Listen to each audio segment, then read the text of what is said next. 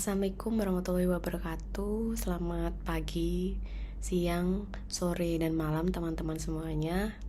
Hari ini kita akan bahas bersama-sama belajar mengenai distribusi probabilitas variabel random, terutama untuk distribusi normal. Nah, untuk tahu apa itu distribusi normal, kita bahas dulu sekilas tentang variabel randomnya.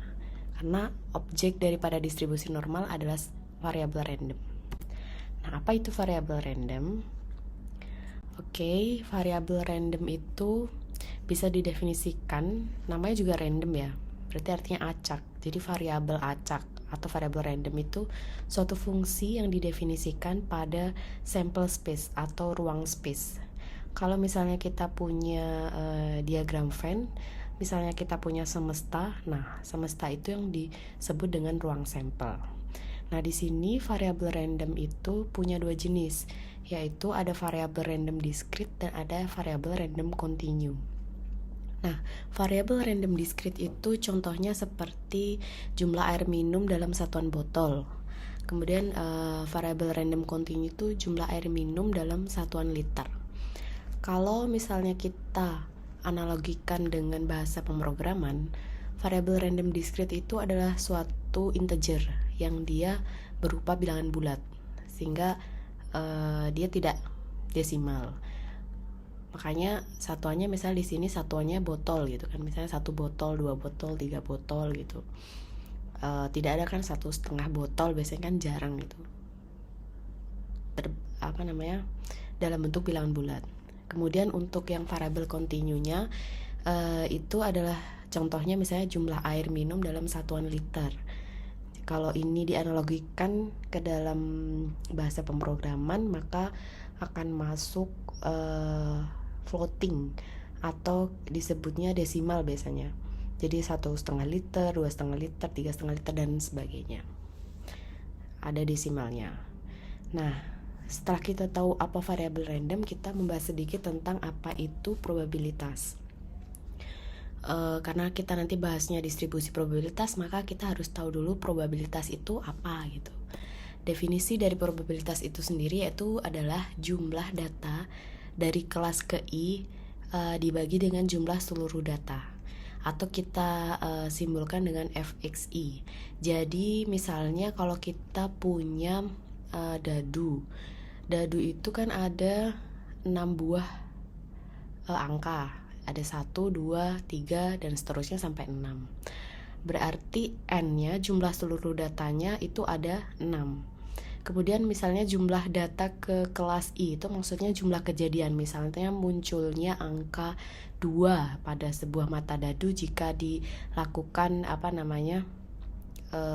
rolling gitu untuk dadu itu. Maka misalnya jumlah yang mata dadu yang berjumlah 2 itu kan ada 1, maka akan jadi 1 per jumlah seluruh datanya 6, jadi 1/6. Probabilitasnya itu berarti munculnya angka 2 jika kita melempar sebuah dadu adalah 1/6. Di probabilitas itu peluang munculnya suatu kejadian terhadap seluruh kejadian yang ada. Nah, selanjutnya kita masuk ke apa itu distribusi probabilitas. Karena kita mau bahas distribusi normal, maka kita harus tahu dulu apa itu distribusi probabilitas. Distribusi probabilitas menurut definisinya adalah suatu fungsi matematis yang dapat menggambarkan probabilitas dari suatu variabel random tertentu.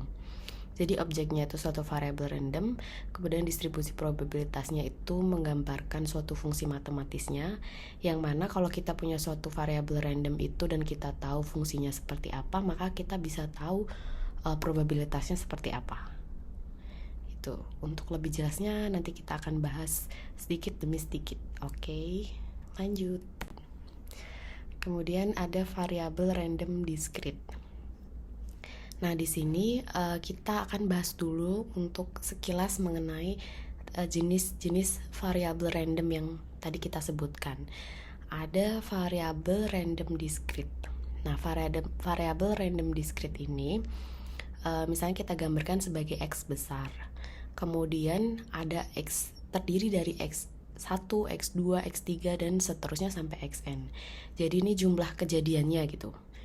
Kalau misalnya kita punya variabel randomnya itu misalnya munculnya mata dadu, misalnya X1 itu 2, kemudian X2 itu misalnya angka 3 gitu, X4 itu misalnya angka 6 gitu. Nah, ini di sini disebutkan digambarkan dengan probabilitasnya tuh fx x1, fx x2 dan seterusnya.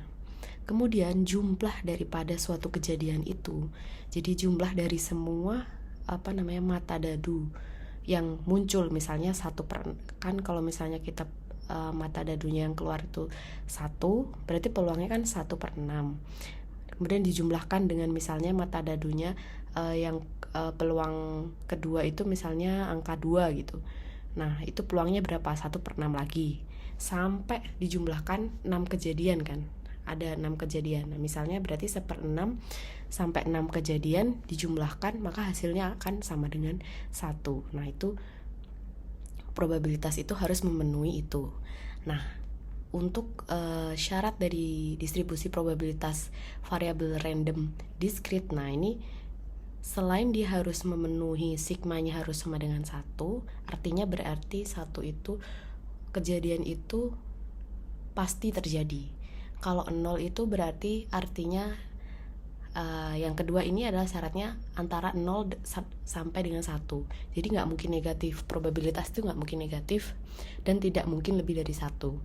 Karena kalau 1 itu artinya berarti suatu kejadian itu sangat mungkin terjadi, kemudian atau pasti akan terjadi. Kalau 0 itu berarti dia tidak terjadi itu. Nah, jadi antara dua ini, jadi antara 0, fungsi probabilitas itu sendiri antara 0 dengan 1 sampai dengan 1, di antara itu dan ketika dijumlahkan semua peluangnya itu harus sama dengan 1. Nah, ini memenuhi suatu yang namanya distribusi probabilitas variabel random discrete. Nah, ini akan kita bahas nanti ya. Nggak akan kita bahas semua, mungkin kita akan, karena kita berfokus ke distribusi normal, maka nanti kita tahu posisi distribusi normal itu di distribusi probabilitas variabel random itu ada di mana gitu. Nah, kita akan bahas sedikit. Nah, ini contoh distribusi probabilitas variabel random discrete. Misalnya itu adalah probabilitas kelulusan mahasiswa yang digambarkan dengan bentuk histogram, misalnya dari tahun 2020 sampai 2023. Nah, itu probabilitasnya kan naik turun, ada 0,4, kemudian naik lagi itu di antara 0,5 sampai 0,6, kemudian naik lagi di antara 0,9 sampai 1, kemudian turun lagi di antara 0,6 sampai 0,7. Nah, di sini kita tahu bahwa mahasiswa itu adalah suatu variabel random discrete ya, karena dia ada integer gitu. Tidak mungkin mahasiswa itu 1/2, tapi pasti 1, 2, 3 bilangan bulat. Nah, sehingga dia masuk ke dalam distribusi di sini contoh distribusi probabilitas variabel random discrete. Nah, untuk selanjutnya kita akan masuk ke variabel random continue. Nah, syaratnya hampir mirip dengan variabel random discrete. Kalau kita tadi menggambarkan sigma itu di dalam variabel random discrete itu ada sigma yang sama dengan 1. Kalau di variabel random continue ada integral, di mana integralnya itu dari minus tak hingga sampai tak hingga. Jadi kalau dalam bentuk discrete dia bentuknya sigma, kalau yang di continue bentuknya integral gitu, karena dia fungsi continue. Nah, ini dari fx ini adalah fungsi probabilitasnya harus sama dengan 1. Artinya berarti kalau dijumlahkan semua kejadian itu akan sama dengan 1. Artinya secara fisiknya sama ya dengan yang tadi, dengan yang variabel random discrete. Nah, untuk yang syarat yang kedua itu probabilitasnya tuh harus lebih besar atau sama dengan 0. Untuk minus tak hingga dari minus tak hingga sampai ke tak hingga. Perbedaannya kalau tadi antara 0 sampai 1, kalau ini lebih besar atau sama dengan 0. Nah, nanti kita lihat ini contoh. Nah, ini ada contoh distribusi probabilitas variabel random continue. Nah, di sini misalnya contoh probabilitas temperatur udara yang mencapai 30 derajat Celcius. Nah, ini dari bulan 1 sampai bulan 5 itu probabilitasnya berapa gitu. Ketika temperatur udaranya tuh mencapai 30 derajat tuh probabilitasnya di bulan pertama itu berapa, bulan kedua berapa, bulan ketiga berapa. Nah, kita tahu bahwa temperatur udara itu adalah variabel random continue karena dia dalam bentuk desimal kan, float. Nah, sekarang makanya kalau tadi kita gambarkan dengan histogram untuk variabel distribusi probabilitas variabel random continue ini nanti akan digambarkan dalam bentuk grafik yang continue seperti ini, yang akan digambarkan dengan grafik warna merah ini. Kalau yang discrete tadi direpresentasikan dalam bentuk histogram, kalau yang ini nanti akan direpresentasikan dalam bentuk grafik continue. Oke. Kita lanjut. Nah, di sini supaya kita tahu posisi yang kita pelajari itu berapa persen dari yang materi yang ada gitu. Jadi kita tahu posisi kita yang kita pelajari sekarang itu ada di mana gitu. Nah, ini di sini ada distribusi probabilitas variabel random discrete. Jadi distribusi probabilitas variabel random discrete ini ada berbagai macam. Ada bentuknya distribusi hipergeometrik, kemudian proses Bernoulli, misalnya distribusi binomial, distribusi geometrik, distribusi binomial negatif, kemudian ada proses Poisson. Itu di sini ada distribusi Poisson, ada distribusi eksponensial, distribusi gamma, dan ada distribusi multinomial. Nah, selain itu, nah ini kalau kita tadi variabel random discrete itu ada 4 ya, secara garis besar. Nah, untuk yang distribusi probabilitas variabel random continue itu ada distribusi normal, distribusi T, distribusi C kuadrat, atau distribusi F. Nah, di sini maka karena kita akan mempelajari yang namanya distribusi normal, kemudian sedikit membahas tentang bagaimana standarisasi dari distribusi normal itu sendiri, maka distribusi normal itu ada di distribusi probabilitas variabel random continue. Jadi kita akan banyak membahas tentang suatu nanti variabel random yang continue. Kemudian kita akan langsung masuk ke distribusi normal yang akan kita bahas dalam video ini agak lebih banyak gitu. Distribusi normal itu karakteristiknya yang pertama adalah simetris terhadap nilai rata-rata, atau kita biasanya atau mean ya biasanya, atau kita simbolkan dengan mu. Nah, kemudian data mengumpul di sekitar nilai rata-rata. Jadi nanti bentuknya dia seperti bell curve. Kita akan lihat nanti lebih lanjut. Nah, yang ketiga, kisaran nilai data tak terbatas, namun sangat sedikit yang berada pada 3 kali simpangan baku atau standard deviation. Jadi simpangan baku itu nama lainnya standard deviation ya, dari nilai rata. Karena biasanya kita taunya standar deviasi, pakainya kan namanya standar deviasi atau standard deviation gitu. Jarang menggunakan simpangan baku gitu. Biasanya mungkin yang baru tahu mungkin bisa menjadi suatu note baru gitu. Nah, untuk selanjutnya inilah yang namanya distribusi normal. Jadi kalau misalnya kita punya suatu kasus atau suatu data yang kalau kita plot bentuknya akan seperti ini, maka berarti dia memenuhi yang namanya distribusi normal, di mana mu ini tadi rata-rata, kemudian ini simpangan baku atau standar deviasi, Dan ini berarti 2 kali standar deviasi, ini 3 kali, ini berarti 3 kali standar deviasi dari nilai rata-ratanya.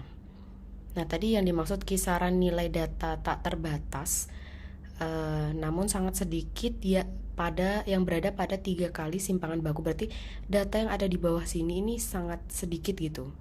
Kalau kita lihat memang kan di sini ini grafik probabilitas, yang Y-nya itu menunjukkan probabilitas, kemudian X-nya ini biasanya menunjukkan variabel randomnya. Nah, ini probabilitas datanya ada berada di 3 kali simpangan ini sangat sedikit. Bisa dilihat dari grafiknya itu sendiri ya, yang menciut di bagian kanan dan kiri. Nah, di sini distribusi normal itu bisa digambarkan dengan yang namanya probability density function. Nah, probability density function-nya itu yang menggambarkan persamaan atau fungsi yang menggambarkan grafik ini gitu. Misalnya berarti di sini adalah 2pi sigma kuadrat pangkat minus setengah, kemudian epsilon ini bisa minus setengah x min mu per sigma kuadrat gitu. Jadi ini adalah suatu fungsi yang menggambarkan si distribusi normal itu. Nanti di sini kita bisa mengganti si x-nya itu, karena x ini adalah variabel random yang akan kita cari probabilitasnya. Nah, di sini kita akan melihat suatu grafik dari distribusi normal dari probabilitas variabel random. Luas di bawah grafik itu sama dengan 1. Nah, di ini menunjukkan yang seperti yang syarat daripada distribusi probabilitas yang tadi kita bahas, bahwa integral dari minus tak hingga sampai ke tak hingga plus tak hingga itu sama dengan 1. Jadi luas di bawah grafiknya ini harus sama dengan 1. Gitu. Nah, ini contoh-contoh misalnya distribusi normal untuk ini dia punya min yang berbeda. Kita lihat puncaknya kan berbeda, maka ini menunjukkan, karena tengah-tengahnya itu menunjukkan rata-ratanya, maka ini grafik dengan rata-rata yang berbeda, dimana ada rata-rata mu1, mu2, dan mu3. Min 1, min 2, min 3. Jadi min 1 itu kurang dari min 2, kurang dari min 3. Atau min 2 itu antara min 1 dan min 3. Di sini ditunjukkan. Nah, tapi standar deviasinya sama. Standar deviasi berarti jaraknya. Jadi bentangan si grafiknya ini sama gitu. Jadi ini misalnya untuk yang sigma 1 akan sama dengan sigma 2 akan sama dengan sigma 3. Nah, ini bisa digambarkan dengan misalnya ini grafik yang terdiri dari mu 1 dan sigma 1 kuadrat gitu. Ini mu 1, sigma 2 kuadrat dan seterusnya. Untuk yang kedua, ini kita punya suatu grafik yang mu 1 sama dengan mu 2 sama dengan mu 3. Berarti dia punya min yang sama karena kan puncaknya sama.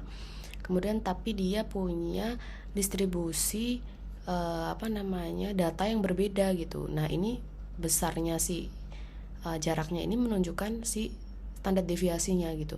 Jadi semakin kecil ini berarti standar deviasinya semakin kecil gitu. Artinya datanya itu mengumpul pada satu nilai yang hampir mirip gitu. Nah, ini misalnya sigma 1 ditunjukkan dengan yang warna ungu, kemudian sigma 2 itu ditunjukkan dengan yang warna merah, kemudian sigma 3 itu ditunjukkan dengan yang warna biru. Nah, sampai sini berarti jelas ya, kira-kira kita bisa tahu untuk perbedaan antara, bisa memahami gitu grafik distribusi normal itu artinya seperti apa gitu. Kalau misalnya seperti ini kan, yang biru ini kan menunjukkan bahwa datanya tuh tersebar gitu. Jadi standar deviasinya besar. Jadi dia tidak mengumpul di satu nilai yang sama. Jadi karakteristik dari suatu datanya kita tahu. Nah, kemudian selanjutnya selain kita bisa mencari yang tadi kita lihat namanya probability density functionnya itu, kita bisa juga mencari misalnya luas di bawah grafik. Nah, luas di bawah grafik ini nanti akan menggambarkan yang namanya kumulatif distribusi function. Jadi kumulatif distribusi function ini berarti dalam bentuk integral, karena kita jumlahkan kan satu-satu. Nah, ini penjumlahan ini misalnya kita punya titik X, kemudian kita mau mencari tahu probabilitas dari minus tak hingga sampai dengan X, atau X kurang dari sama dengan misalnya ini X gitu kan, kurang dari sama dengan gitu misalnya. Nah, ini berarti probabilitasnya berapa. Nah, nanti kita cari integralnya, kemudian batasnya itu dari minus tak hingga sampai X, sampai dengan batas yang kita mau. Misalnya kita mau carinya dari minus tak hingga sampai X gitu. Nah, ini kita masukkan ini, atau kurang dari sama dengan X kan sama aja, berarti kurang dari sama dengan X berarti dari minus tak hingga sampai X gitu. Kalau nanti misalnya lebih dari sama dengan X, berarti artinya dari X sampai plus tak hingga gitu. Sama dengan ini minus tak hingga sampai X.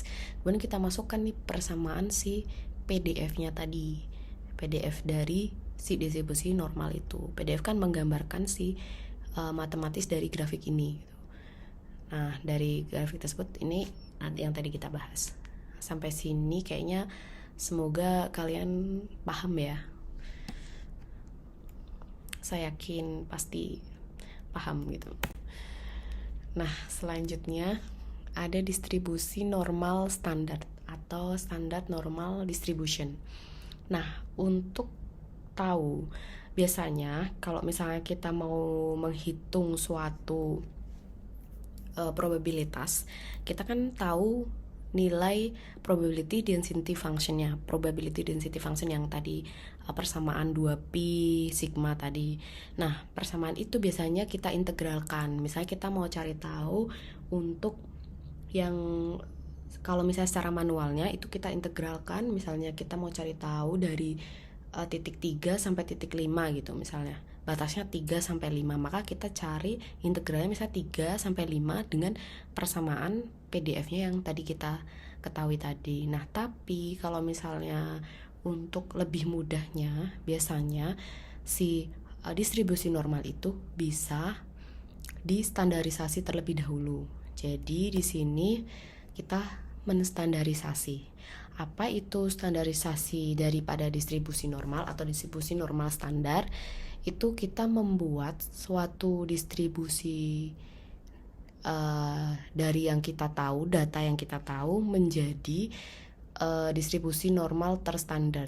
Ini di mana mu-nya atau rata-ratanya itu sama dengan 0 dan sigmanya atau standar deviasinya itu sama dengan 1. Nah, seperti yang ada di sini. Nah, di sini karena ada konversi dari suatu data itu yang pastinya min-nya atau rata-ratanya nggak mungkin 0. Nah, itu atau tidak 0 menjadi di-nolkan gitu kan. Nah, ini pasti akan ada konversinya. Di sini kita punya namanya Z-score yang nanti akan kita gunakan untuk konversi. Nah, Z-score itu nanti bisa dicari dengan menggunakan rumus ini. Jadi Z itu sama dengan X minus mu per sigma.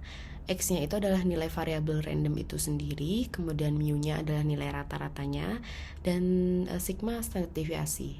Nah, dari Z-score ini nanti kita tahu, oh berarti Z-score-nya berapa. Nanti di sini kita bisa cari di Z-score tabel standar normal. Tabel ini ada tabelnya. Nah, dari tabel ini kita bisa dapatkan yang namanya probabilitas. Jadi kita tidak perlu menghitung yang sigma PDF tadi, sehingga kita pakai yang namanya Z-score tabel ini gitu.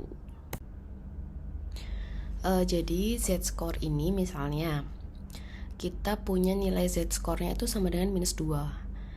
Jadi kan kita punya data tadi sudah dikonversi menjadi nilai mu-nya 0 dan sigma-nya sama dengan 1. ya kan. Standar deviasinya 1. Nah, misalnya kita punya z-score minus 2. Nah, ini artinya apa? Nah, artinya dia berada di sebelah kiri dan berjarak 2 dari nilai min. Nah, kalau misalnya kita punya plus 0,5, maka berada di sebelah kanan grafik dan berjarak 0,5 dari nilai minnya. Itu. Dia posisinya ada di sini. Nah, kalau misalnya minus 2 ada di sini. Nah, nanti setelah kita tahu z-score-nya, nanti kita bisa lihat di tabel yang seperti tadi. Nah, ini untuk yang ini distribusi normal. Yang contohnya misalnya kita punya sebuah sebuah data, misalnya nilai sebuah mata kuliah yang mana terdistribusi normal sebagai berikut. Misalnya dari 74 dari ini misalnya paling kiri 74, 86 dari minus tak hingga ke plus tak hingga. Di sini di tengah-tengahnya itu minnya misalnya rata-rata 80. Nah, kita mau cari tahu berapa z-score untuk nilai, misalnya kita punya variabel randomnya misalnya 83. Nah, itu posisinya ada di z-score berapa sih? Kalau misalnya kita jadikan grafiknya atau ternormalisasi gitu ya, terstandarisasi. Jadi distribusi normal yang terstandarisasi, misalnya ini dengan z-score jelas. Misalnya ini ada mu-nya 80, kemudian sigmanya ada 2. Sigma standar deviasinya 2. Nah, kalau misalnya kita punya variabel random 83, maka dengan standar deviasi 2, maka hasilnya gimana? Z-score-nya kita masukkan aja ke persamaan yang tadi, sama dengan X min mu per standar deviasi. Di sini menghasilkan Z sama dengan, ini perhitungannya kita bisa lihat di sini 83, karena X-nya 83 kurangi mu-nya itu 80 kan rata-ratanya, kemudian dibagi 2 standar deviasinya, menghasilkan si Z-score-nya itu 1,5. Nah, ini yang dinamakan dengan Z-score. Nah, ini Z-score ini yang nanti menjadi acuan kita untuk melihat untuk mendapatkan si probabilitas itu sendiri. Nah, probabilitas itu nanti didapatkan dari, kalau kita punya z-score, kita pakai tabel yang z-score tadi. Itu bisa dicari, tabelnya banyak di sumbernya gitu. Bisa lihat, kita searching di Google banyak gitu. Nah, misalnya ini kita punya contoh soal, misalnya sebuah lampu bolam 100 watt mempunyai rata-rata brightness-nya 1600 lumen, kemudian dengan standar deviasinya 62 lumen.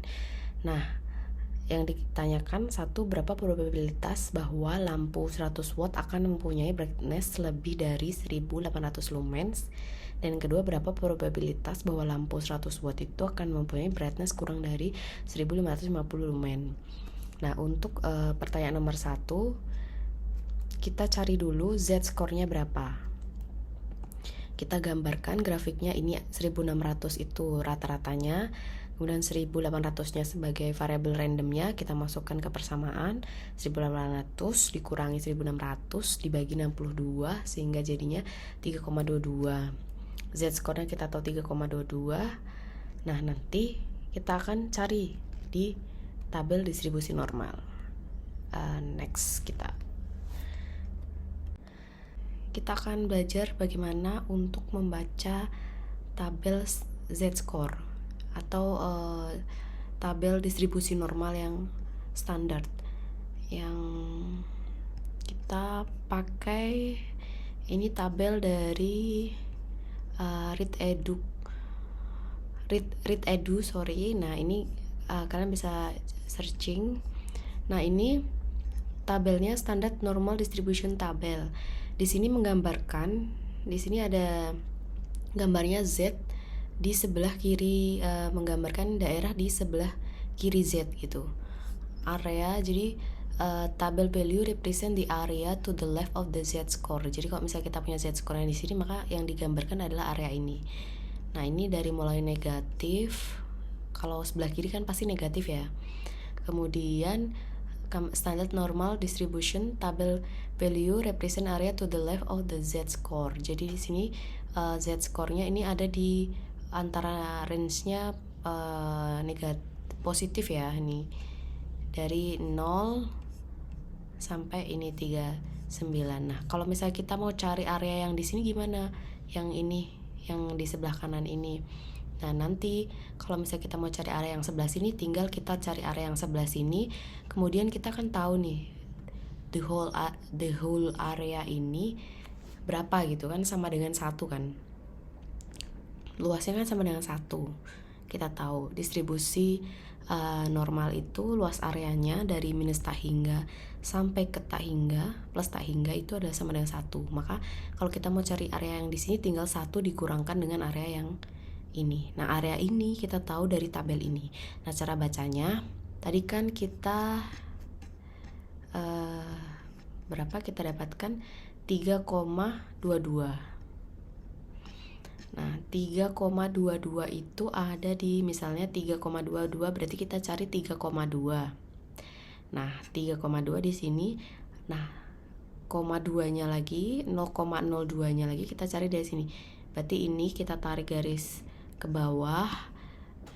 Nah, kita pertemukan dengan yang 3,2. Jadi 3,2 ini 0,01, 0,02, 0,01, Nah, ini 3,22 berarti di sini, berarti 0,99936. Nah, berarti 0,99936. Atau kalau dalam persentasenya kita bulatkan 99,94%. Nah, begitu kira-kira untuk yang nomor 1.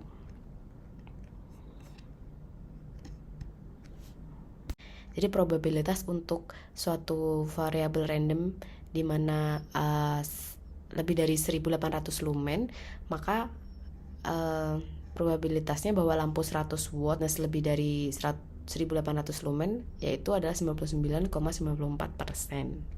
Gitu, berdasarkan data tadi. Nah, untuk yang pertanyaan nomor 2 harusnya jawabannya sama ya. Maksudnya caranya sama gitu. Kita lanjut. Coba. Nah, ini kita tahu hanya diganti variabel randomnya dari 1500.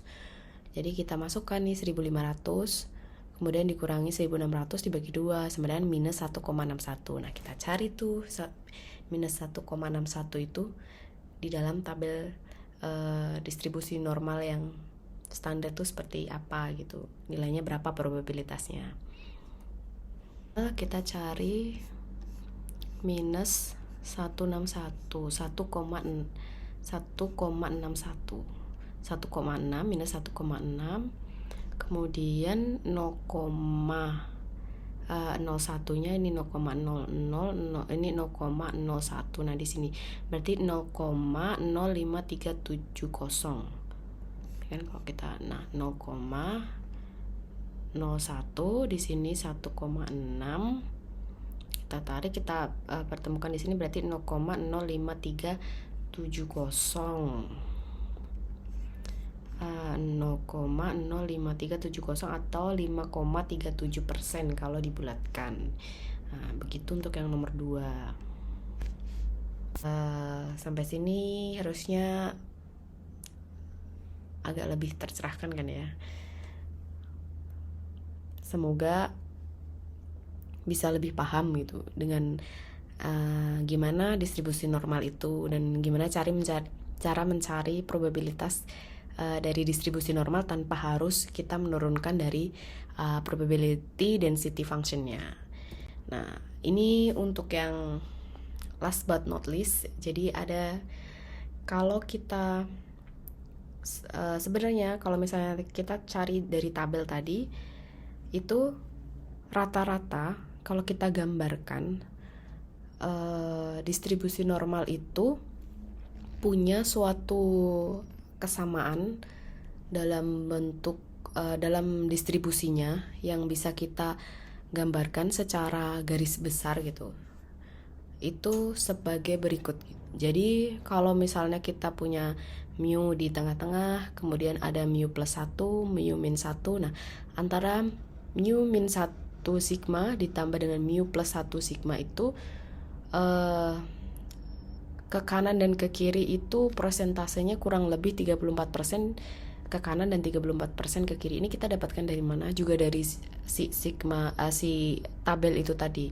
Jadi kita plotkan gitu rata-rata. Nah, nanti kalau misalnya kita ini kita gunakan sebagai patokan juga. Tapi tingkat ketelitiannya lebih rendah dibandingkan yang tabel tadi, karena tabel tadi itu kan ada hampir 4 angka di belakang koma kan. Kalau ini kan kita bulatkan lah, pendekatan gitu.